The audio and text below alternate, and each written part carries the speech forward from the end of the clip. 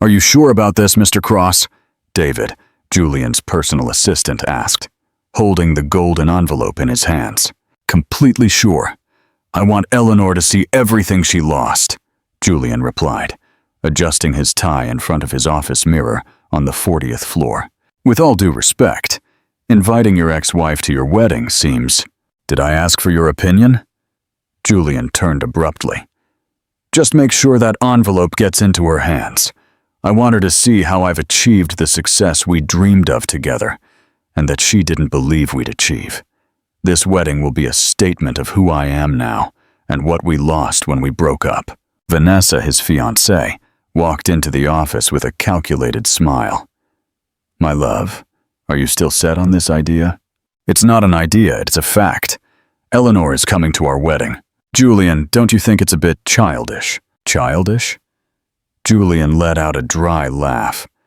"That woman left me when I needed her most, when I was just starting out, when we lived in a small apartment, and I worked 18 hours a day.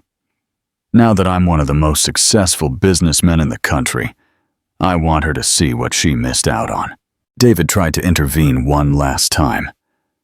"Sir, the invitations are supposed to go out tomorrow. Hers goes out today, and I want you to deliver it personally to her photography studio." Julian took a golden pen from his pocket and wrote a personal note on the card. "So you can see that life rewards those who take risks and punishes those who give up." "Don't you think you're taking this too far?" Vanessa asked, although her tone suggested more curiosity than concern. "On the contrary, this is just the beginning." Julian sealed the envelope and handed it to David. "I want Eleanor Green to see exactly what it means to have left me 15 years ago. I want her to see the mansion, the cars, the success, everything that could have been hers." What Julian didn't know was that this golden envelope, with its elegant calligraphy and vengeful message, was about to unleash a series of events that would change his life forever. In his arrogance, he couldn't imagine that Eleanor held a secret that would turn his plan for humiliation into the greatest twist of fate in his life. The secret revelation: Eleanor was looking at the golden envelope in her photography studio, while Ethan, her 15-year-old son, adjusted the lens of a camera. "Adjusted the lens of another client, Mom?" the teenager asked without looking up. "Not exactly." Eleanor took a deep breath. "It's an invitation. From your father." Ethan dropped the camera on the table. "My father? The same one who doesn't even know I exist?"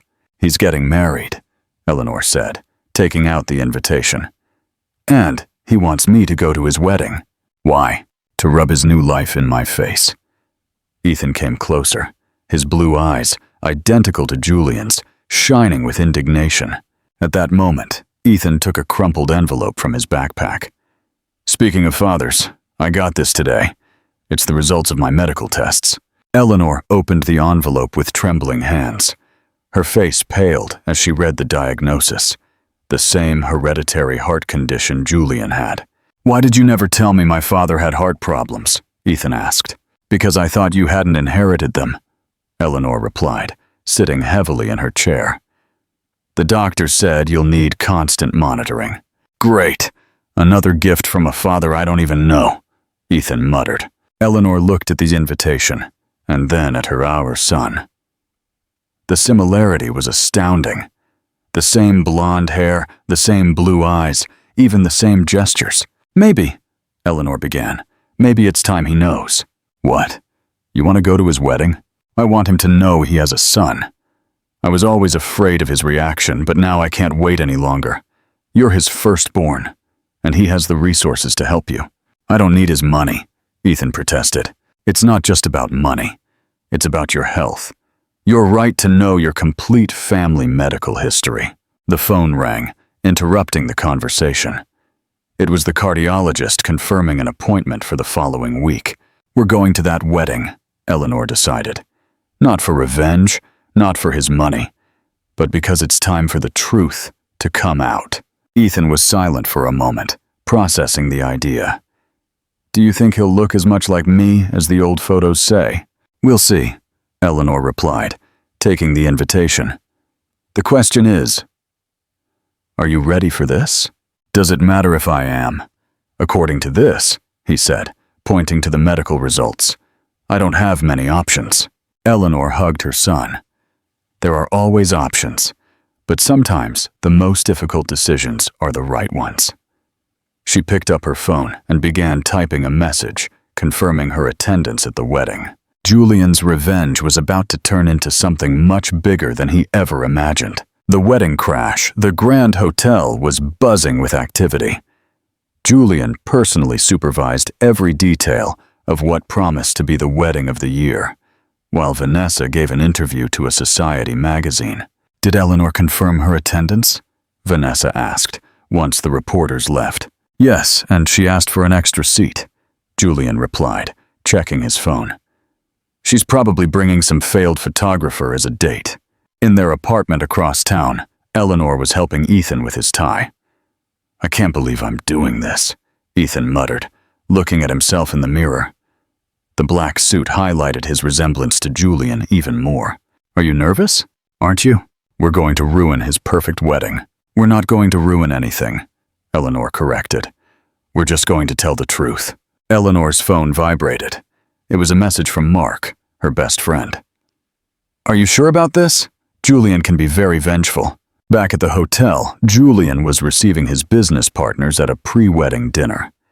You invited your ex-wife? Mark, his main partner, asked. Isn't that a bit risky? Risky. Julian laughed. What can she do? Take bad photos of the event? Vanessa watched the scene from a distance, nervously playing with her wine glass. She knew something no one else knew. Something she had discovered during her investigations into Julian's past. In her hotel room, she pulled out a hidden folder. Inside were photos of Ethan, school newspaper clippings, medical reports. Her private investigator had been very thorough. What do I do? She whispered to herself. If I say something now, he'll cancel the wedding.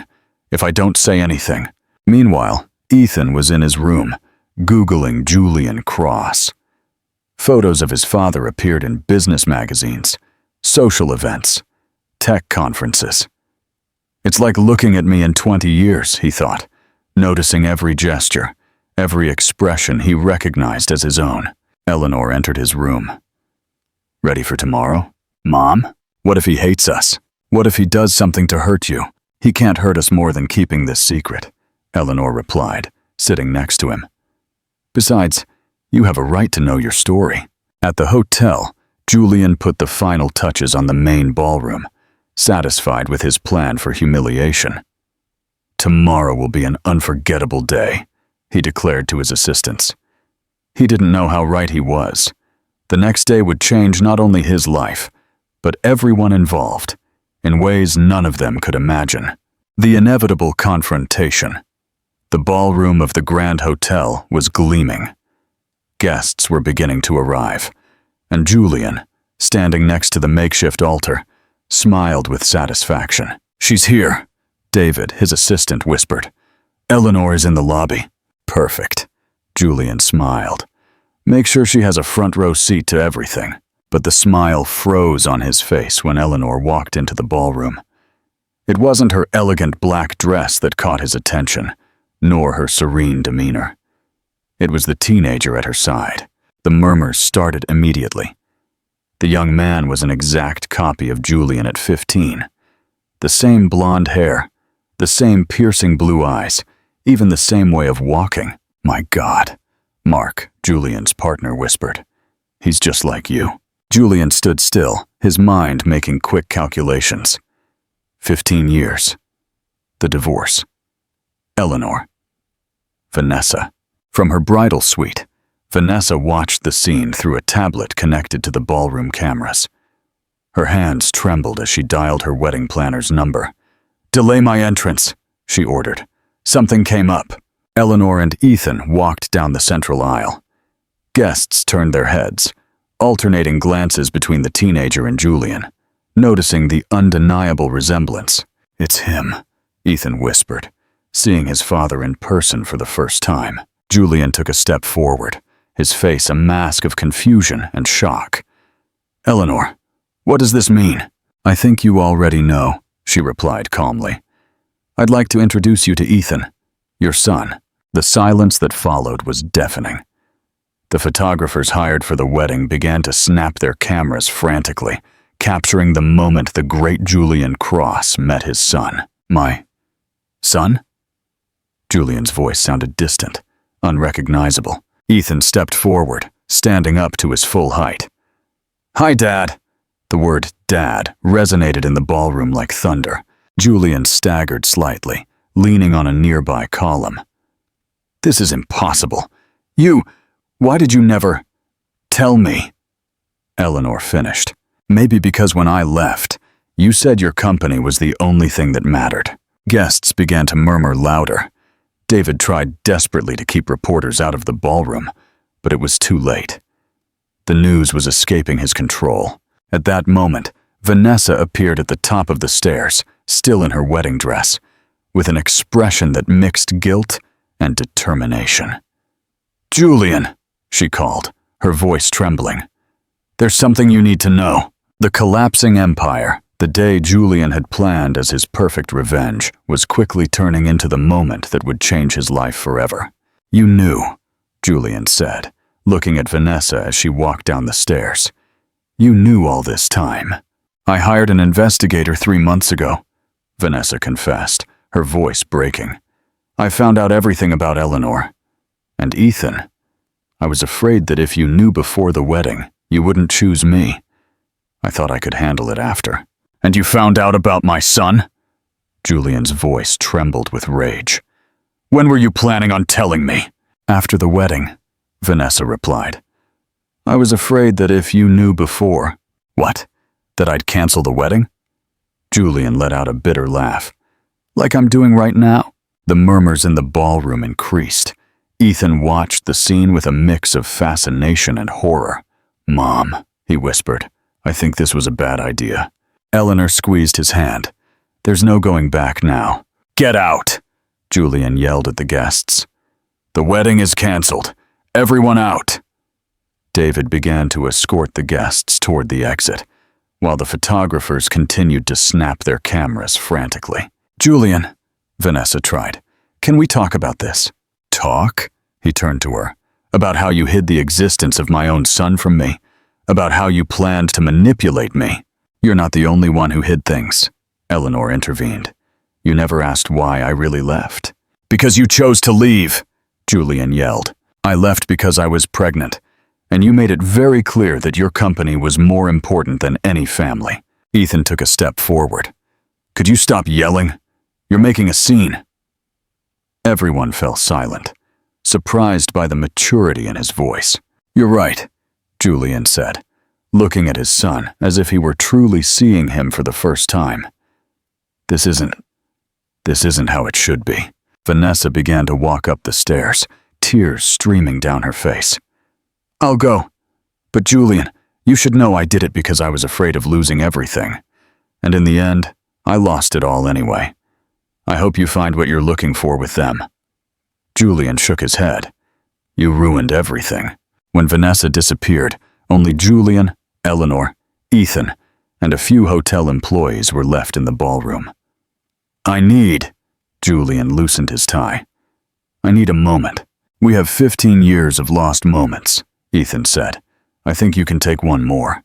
Julian looked at his son, recognizing in him not only his appearance, but also his sharpness. 15 years, Julian repeated, falling into a chair. I have a 15-year-old son. Eleanor took Ethan's arm. We should go. No, Julian said, standing up. Please, stay. I think we have a lot to talk about. A tense conversation. The hotel's private restaurant was empty, except for the three of them. Julian had ordered it to be closed. They could talk in private. Why now? Julian asked, breaking the tense silence. Why not before? Ethan replied before his mother. Because I have your same heart condition. Julian paled. My condition? You inherited it? Yes, Eleanor intervened. We found out recently.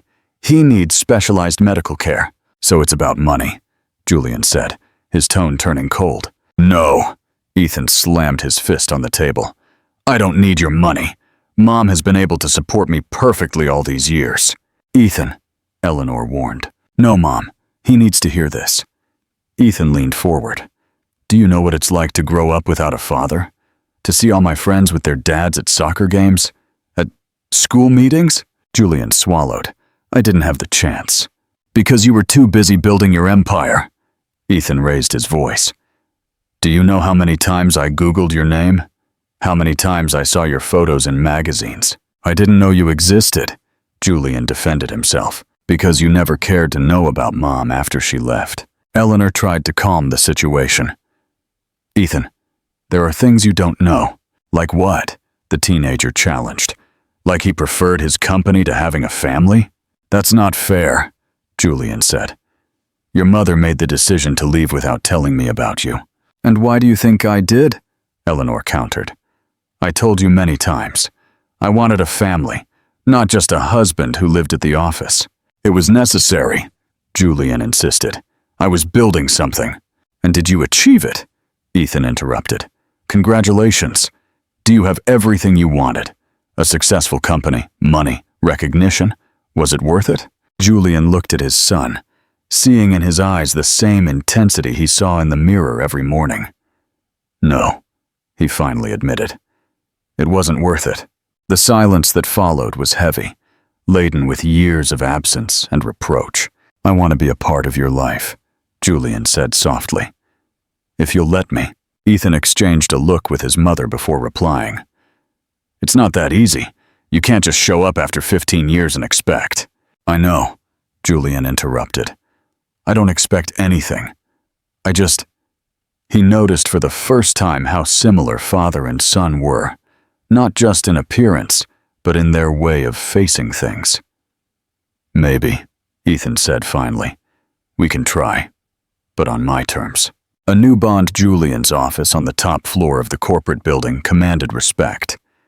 Ethan observed everything with curiosity as he waited, sitting in front of his father's empty desk. Sorry I'm late, Julian said, rushing in. The board meeting ran longer than expected. As always, I guess, Ethan replied with some irony. Julian stopped, recognizing the tone. I'm trying to change that. Why did you want to see me? Julian sat down, taking a tablet from his briefcase. I saw your profile online. Your programming projects are impressive. Ethan sat up, surprised. You saw them? Especially the management system you created for your mom's studio. It's very sophisticated for someone your age. Mom needed something better than Excel to manage her appointments, Ethan explained, trying not to show his pride. It reminds me of when I started, Julian smiled. I also created solutions for everyday problems. I know. I read about your beginnings in a magazine. Julian noticed a program open on Ethan's tablet. Is that Python? Yes, I'm working on a project for school, a heart monitoring system. For your condition? Ethan nodded. I want to create something that helps others with the same problem. Julian got up and walked around the desk. Can I see? For the next hour, father and son immersed themselves in lines of code. Julian pointed out potential improvements, while Ethan explained his vision for the project. This is incredible, Ethan murmured. All of this could be yours someday, Julian said. If you're interested, Ethan tensed. I'm not here for your business empire. I know, Julian replied softly. I'm just saying that the talent runs in the family. They looked at each other, recognizing their connection beyond genetics. Maybe, Ethan conceded.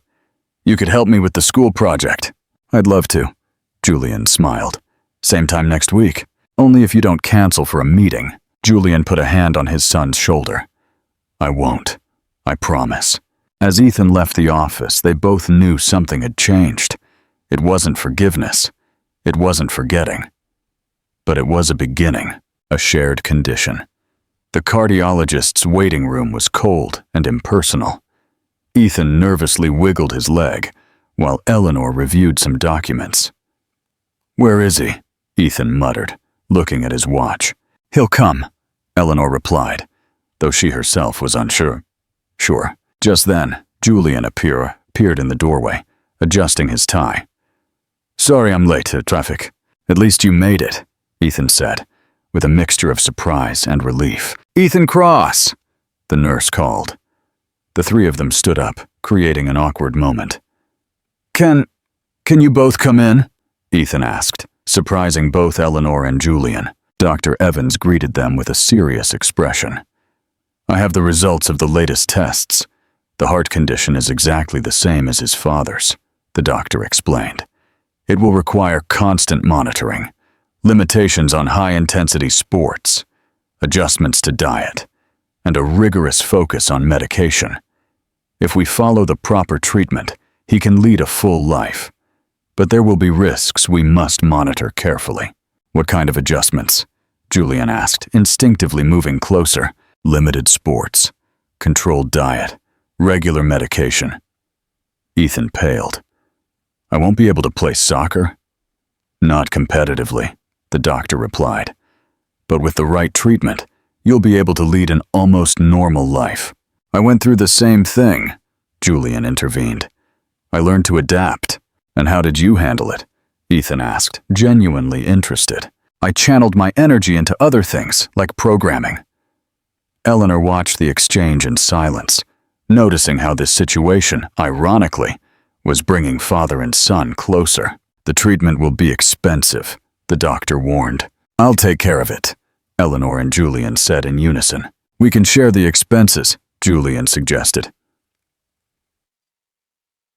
Looking at Eleanor, we can discuss that later, she replied. The doctor continued to explain the treatment. While Ethan processed everything, his condition, inherited from a father he was just beginning to know, was changing his life. Questions? The doctor concluded. Will I be able to have children? Ethan asked. Without them inheriting this? Julian tensed, remembering when he himself had asked that question years ago. There are options, the doctor assured, but it's too early to worry about that. Leaving the consultation, the three stood in the hallway, feeling awkward. Thanks for coming, Ethan finally said to Julian. It's the least I can do, he replied. And Ethan, if you need to talk about this, about how to handle it, well, I have experience. For the first time, Ethan saw his father not as the absent businessman, but as someone who understood exactly what he was going through. Maybe we could talk about it at the next programming session, Ethan suggested. Julian smiled. That sounds perfect. A new family dynamic. Did you try restarting the server yet? Julian asked, leaning over the monitor in the office. 3 times, Ethan replied, frustrated. The heart monitoring system keeps crashing when I try to sync with the database. It was their 4th programming session together. What began as awkward meetings had turned into productive afternoons. Let me see the code. Julian pulled his chair closer. His fingers flew over the keyboard, exploring the lines of code Ethan had written. Here, he pointed. The problem isn't the server, it's the synchronization loop. Eleanor walked in unannounced, as they had agreed to prevent the sessions from running too long. Ethan, it's time for your medication, she announced. Julian watched as his son took out an organized pill box. Side effects? Occasional dizziness, Ethan replied. Nothing I can't handle. Just like your dad, Eleanor smiled. Just like mine when I was your age. Julian shifted uncomfortably in his chair. These moments reminded him of everything he had missed. Do you want to stay for dinner? Ethan asked suddenly. Mom is making pasta. Eleanor and Julian exchanged surprised glances. I don't want to impose, Julian replied. It's not an imposition if I'm inviting you, Ethan insisted. Besides, I need you to explain that code error better. In that case, Julian smiled. I accept. At Eleanor's apartment, dinner started out tense, but gradually relaxed. Ethan dominated the conversation, talking about his project and his plans to improve it. You could present it at the school science fair, Eleanor suggested. Actually, Ethan hesitated, looking at Julian. I was wondering if you could come. It's next week. Julian put down his fork. You want me to go? Well, you've been helping with the project and… I'd love to, Julian interrupted. What time is it? 7 p.m. Will you be able to with your schedule? I'll move whatever I have to, Julian promised. Eleanor watched the scene with a mix of emotions. The Julian she saw now was different from the workaholic she had left 15 years ago. By the way, Ethan added, Dr. Evans wants to see us next week to adjust the medication. Schedule the appointment, Julian replied. As they cleared the dishes, Eleanor noticed how Ethan smiled more easily around his father. The wounds were still there, but they were beginning to heal. Next time, Ethan said as Julian was getting ready to leave, we could work on the project in your lab. Whenever you want, Julian replied. It's your lab too. The word "to" hung in the air, loaded with meaning and possibilities. The new beginning. Why did you never look for me? Eleanor asked, sitting across from Julian in the coffee shop near her photography studio. It was the first time they had talked alone since the failed wedding. The coffee between them grew cold, a silent witness to a long postponed conversation. I did, Julian replied, turning his coffee cup. 3 months after you left, but you had changed your number? You moved. It was as if you had disappeared from the world. Because I needed space. I was pregnant, scared, and you were so obsessed with your company that you didn't even notice something was wrong between us. If you had told me about the pregnancy, what would you have done? Eleanor interrupted, her voice a mix of pain and frustration. Given up your midnight meetings, the constant travel, the endless calls. You weren't even present when there wasn't a baby on the way. Julian leaned back in his chair, the weight of the years and mistakes visible on his face. It was different then. I was young, ambitious. You're still ambitious. But now I know what I lost because of it. 15 years, Eleanor. 15 years of my son's life that won't come back. They fell silent, the bustle of the coffee shop filling the void between them. A waitress came to refill their cups, giving them a moment to compose themselves. Ethan is excited about the science fair, Eleanor said, changing the subject. He won't stop working on his project? I know, he doesn't stop sending me updates. He's brilliant, Eleanor. You raised him incredibly well. It wasn't easy. There were nights when he was sick and I felt so alone. Moments when he needed a father to talk to, especially when he started asking questions about you. Julian felt each word was a stab of guilt. What did you tell him? The truth. That his father was a brilliant man who chose a different path. I never wanted him to hate you, Julian. I just wanted to protect him from the pain of feeling second in someone's priorities. And now, do you trust me with him? Eleanor looked at him directly, her eyes evaluating the man across from her. I'm learning to trust the Julian I see now, the one who shows up for medical appointments, the one who cancels meetings to help with a school project, the one who looks at our son as if he were the greatest wonder in the world. He is, Julian smiled, and it took me too long to realize it. Time changes us all, Eleanor replied. I'm no longer the young idealist you knew, the one who believed that love could conquer everything. No, you're stronger, wiser. You raised an exceptional son all by yourself. It wasn't easy, she repeated, this time more softly. I'm sorry, Julian said suddenly, the words coming out as if he had been holding them in for years. For everything. For not seeing what was in front of me. For choosing my priorities wrong. Eleanor smiled sadly. I'm sorry, too. Maybe I should have found another way to tell you about the pregnancy. Maybe I should have fought harder. Do you think it would have been different? I don't know. You were so intense with your work. The company was everything.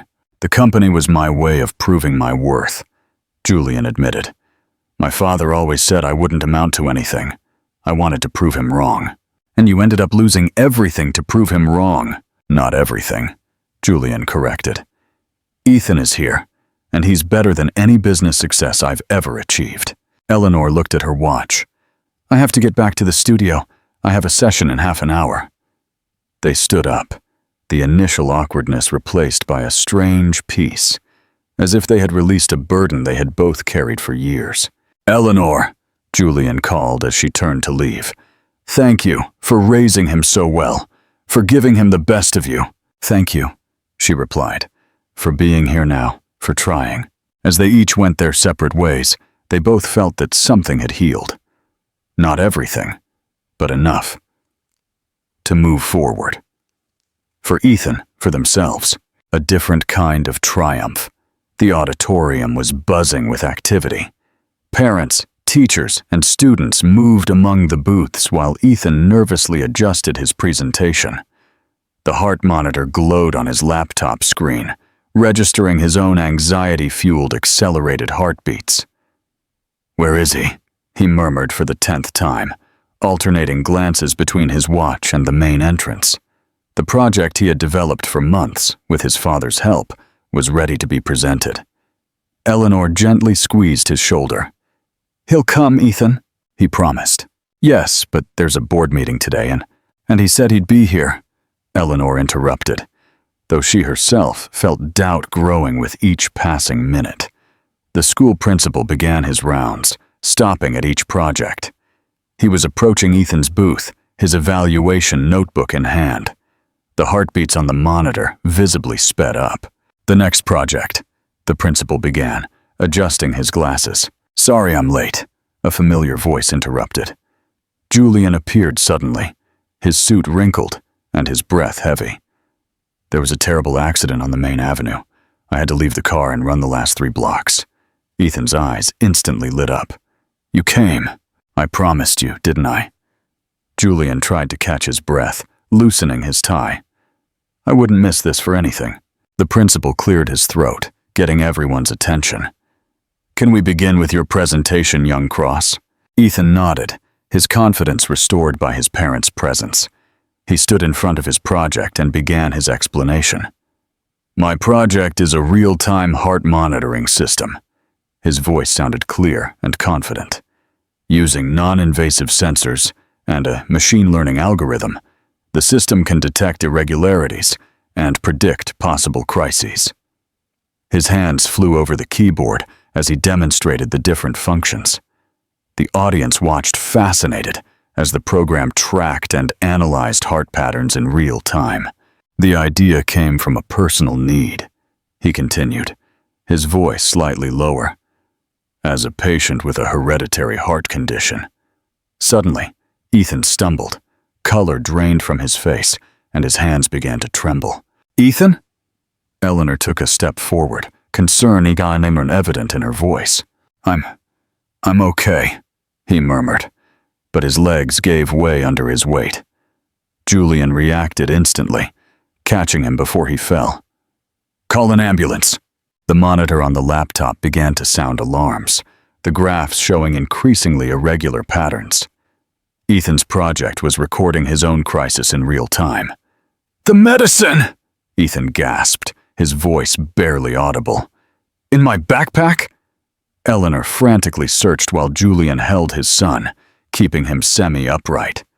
"Breathe with me," Julian instructed, his voice firm, yet gentle, like Dr. Evans taught us. "Inhale. Exhale." The paramedics arrived in minutes, making their way through the crowd of concerned students and parents.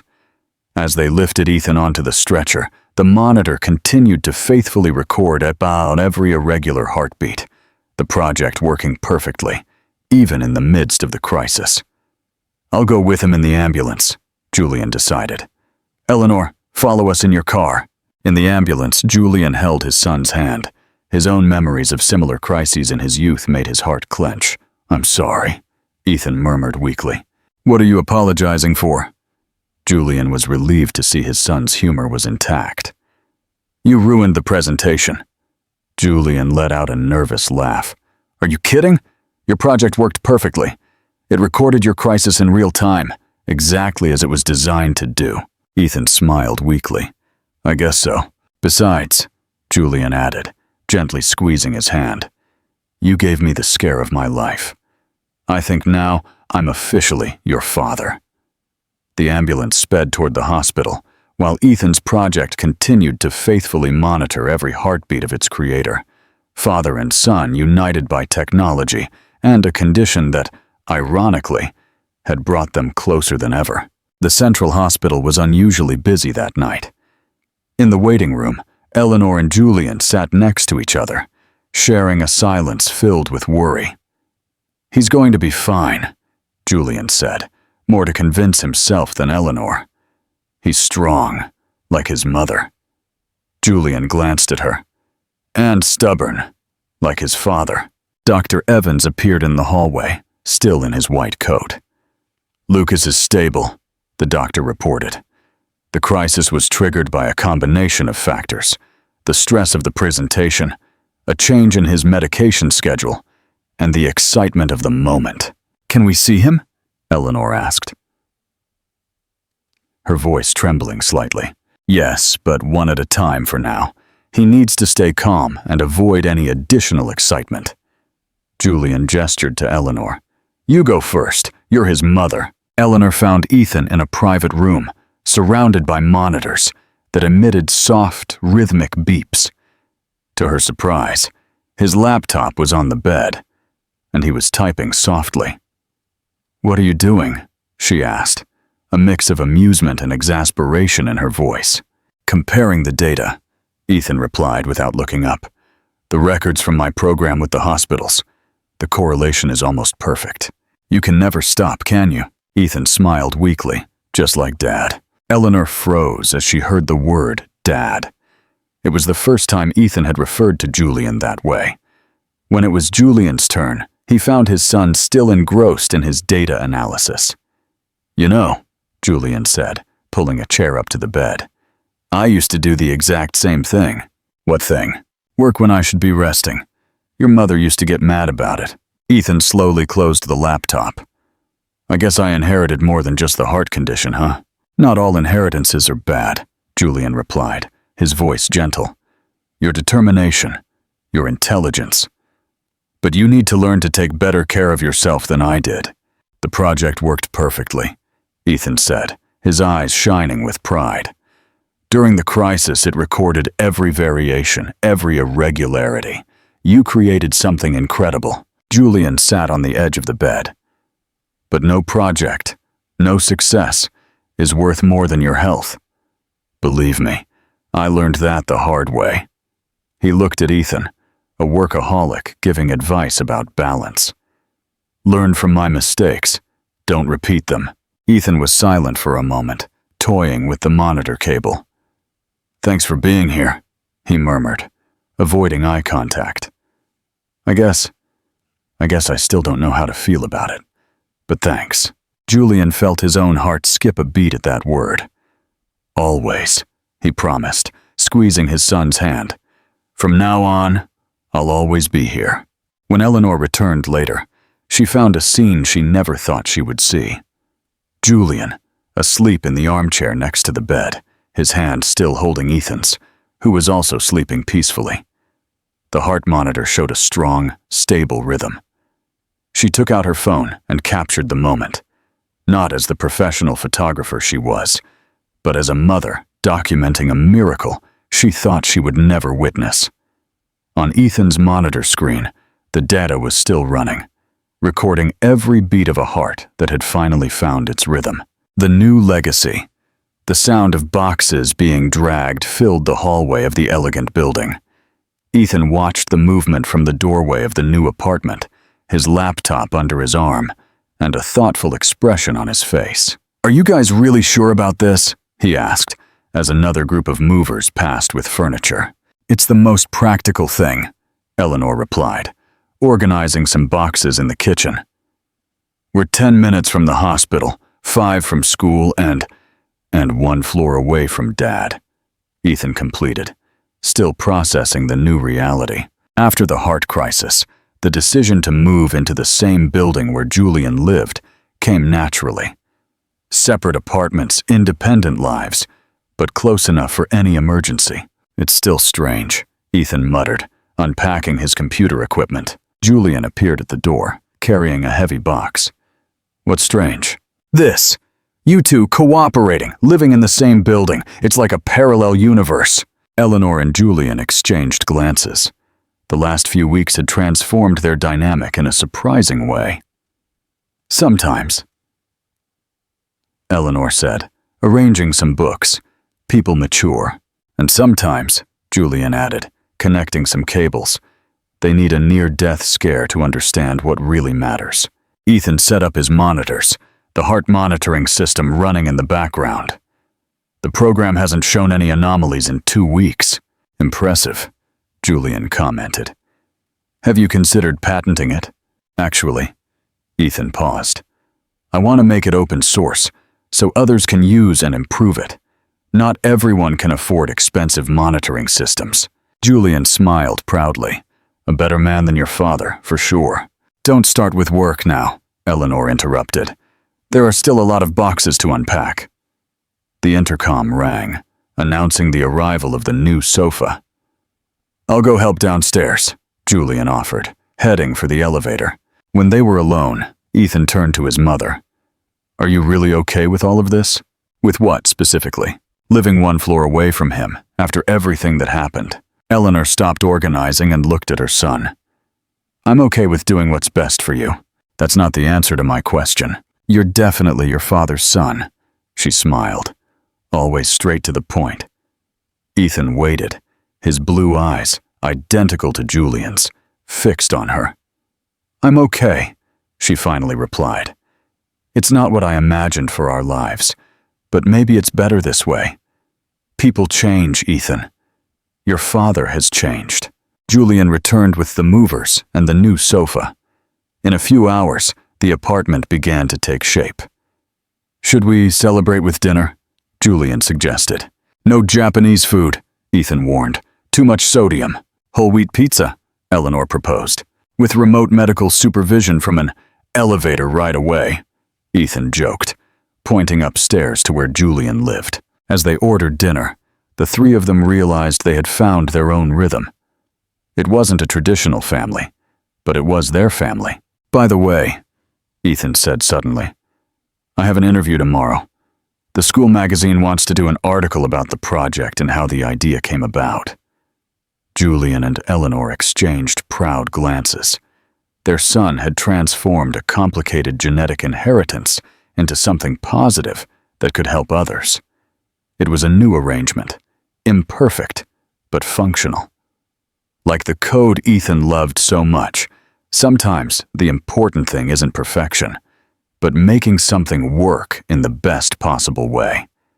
And for the first time in 15 years, they all felt that things were finally working out as they should. The auditorium was packed for graduation. Ethan adjusted his gown while discreetly checking his heart monitor. Now a sleek, miniaturized device, a refined version of his original project. Nervous? Julian asked, approaching with Eleanor. The speech is the easy part, Ethan replied. The news I have for you after. That's what worries me. What news? Eleanor asked. But Ethan was already heading for the podium. A year ago, he began his speech, I presented a project born out of a personal need, a heart condition that, ironically, changed my life in unexpected ways. From their seats, Julian and Eleanor listened with pride. That project not only won awards, Ethan continued, but it's already helping people with the same condition. It taught me that our difficulties can become our strengths. After the ceremony, they met at their favorite cafe. So, Eleanor said, what's the news? Ethan took a deep breath. I was accepted into Stanford University for computer engineering. That's fantastic, Julian exclaimed. And also into UCLA. Silence fell over the table. UCLA? Eleanor asked softly. With a full scholarship. They saw my project at the International Symposium. But what about your condition? Eleanor began. I already looked into it, Ethan interrupted. There's an excellent specialist in Los Angeles, and with my monitoring system, we'll be connected in us. Have you decided? Julian asked. I want to go, Ethan said, but I need to know if you're both okay with it. Julian squeezed his son's shoulder. We'll always be here, a flight away. And a video call away, Eleanor added, holding back tears. It's funny, Ethan smiled, his monitor showing a calm heartbeat. A year ago I barely had a father. Now I have 2 overprotective parents. For good reason, they replied in unison, causing laughter at the table. The conversation continued, making plans, sharing concerns, and promising frequent visits. It was a new chapter, but Ethan knew his heart, both the physical and the emotional one, was in good hands. What a moving story about how a father and son find their way back to each other. If this narrative about family, forgiveness, and second chances touched your heart, don't forget to give this video a like and share it with those who might also find hope in this story. Your support helps us continue creating content that brings families together and reminds us that it's never too late to reconnect with our loved ones. We'd love to know what country you're watching from, and if you've ever had a similar experience of family reconciliation. Have you ever transformed a personal challenge into something positive, as Ethan did with his heart condition? Let us know in the comments below. Subscribe to the channel for more heartwarming stories, and hit the notification bell so you don't miss our next post.